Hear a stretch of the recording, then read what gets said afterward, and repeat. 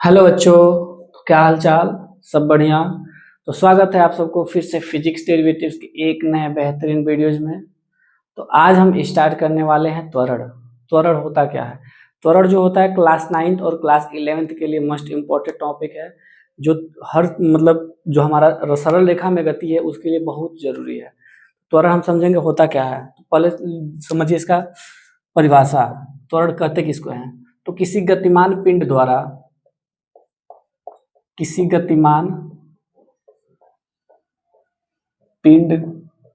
द्वारा वेग परिवर्तन के दर को वेग में परिवर्तन के दर को त्वरण कहते हैं। त्वरण कहते हैं। अब वेग परिवर्तन होता क्या है तो समझिए, जैसे हम 10 किलोमीटर प्रति सेकेंड के 10 मीटर प्रति सेकेंड के वेग से चल रहे थे, फिर दौड़ना स्टार्ट कर दी, जो हमारा हो गया 15 मीटर पर सेकेंड, यानी 10 मीटर पर सेकेंड के वेग से चलते चलते हमारा जो लास्ट वाला वेग हो गया, अंतिम वेग हो गया, वो हो गया 15 मीटर पर सेकेंड। यानी इसमें वेग का क्या हुआ? परिवर्तन। तो जहां भी वेग का परिवर्तन होगा वहां पे त्वरण उत्पन्न होता है। अगर वेग का परिवर्तन न हो तो वहां पे त्वरण शून्य होता है। जैसे 10 मीटर पर सेकंड से हम चल रहे हैं, फिर आगे भी 10 मीटर पर सेकंड, लगातार 10 मीटर पर सेकंड 10 मीटर पर सेकंड से ही चल रहे हैं, तो वहां पे हमारा त्वरण शून्य हो जाएगा। परंतु अगर जहां भी हमारा वेग का परिवर्तन हो, चाहे स्लो हो या फास्ट हो, जैसे 10 मीटर पर सेकंड से 15 मीटर पर सेकंड गए, परिवर्तन हुआ। 10 मीटर पर सेकंड से अगर हम 5 मीटर पर सेकंड पे हो जाते हैं तो वहां भी हमारा परिवर्तन हो रहा है। यहाँ पे ऋणात्मक होगा त्वरण, वहां पे जब बढ़ेंगे धनात्मक त्वरण होगा। तो त्वरण किसे कहते हैं समझ में आया सबको? किसी गतिमान पिंड द्वारा वेग में परिवर्तन के दर को त्वरण कहते हैं। त्वरण को हम दर्शाते हैं स्मॉल ए से। इसे स्मॉल ए से प्रदर्शित किया जाता है।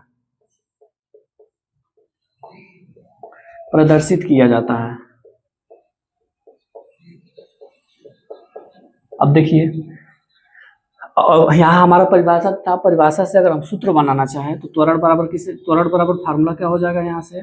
वेग परिवर्तन, वेग में परिवर्तन बटा में समय। अब वेग में परिवर्तन मतलब त्वरण को हम दर्शाते हैं ए से, और जहां भी परिवर्तन होता है वहां पे एक सिंबल आता है, छोटा सा त्रिभुज जैसा आकार होगा इसका, जिसे हम डेल्टा बोलते हैं। यानी ये हो जाएगा डेल भी अपान में डेल टी, या इसी को लिखना चाहें तो डी वी अपान में हम लिख सकते हैं डी टी। ये ताक्षणिक त्वरण होता है। ए बराबर del V upon del T या डी वी अपान में डी टी, ये हो जाएगा फार्मूला। अब डेल वी होता क्या है? यानी परिवर्तन। तो वेग जो हमारा होगा दो होगा, एक होगा प्रारंभिक वेग, जिसको हम दर्शाते हैं यू से, एक होगा अंतिम वेग। अंतिम वेग को हम दर्शाएंगे किससे? स्मॉल वी से। अब ये हमारा परिवर्तन यहीं से स्टार्ट होता है। तो ए बराबर हम लिखना चाहें तो क्या लिख सकते हैं? V minus U. जहां पे परिवर्तन है तो अंतिम माइनस प्रारंभिक होता है परिवर्तन के लिए, अपान में टी। ये हो जाएगा त्वरण का फार्मूला। त्वरण कैसी राशि है? तो त्वरण एक सदिश राशि है। त्वरण सदिश राशि है। इसका मात्रक निकालना चाहें तो इसका मात्रक होता है मीटर पर सेकेंड स्क्वायर। अब देखिए ये आता कहाँ से? मीटर पर सेकेंड स्क्वायर। तो यहाँ से हम जानते हैं कि ए बराबर हो गया डेल भी अपान में डेल टी। यानी डेल भी जो हमारा है यहाँ पे वेग है, तो वेग का मात्रक बताया गया मीटर पर सेकेंड होता है। तो यहाँ पे समय का सेकेंड अपान में 1 लिखेंगे, इसका इसमें मल्टीप्लाई होगा, इसका इसमें, तो यहाँ से हो जाएगा मीटर पर सेकेंड इंटू सेकेंड, यानी मीटर पर सेकेंड स्क्वायर मात्रक होगा त्वरण का। त्वरण सदिश राशि है, त्वरण का मात्रक होता है मीटर पर सेकेंड स्क्वायर। इसका मान धनात्मक, ऋणात्मक तथा शून्य हो सकता है,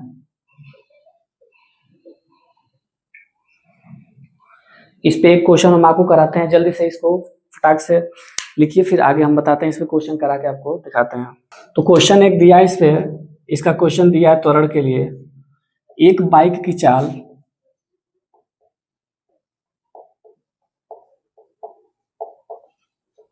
20 सेकेंड में 40 किलोमीटर प्रति घंटा से 60 किलोमीटर प्रति घंटा हो जाती है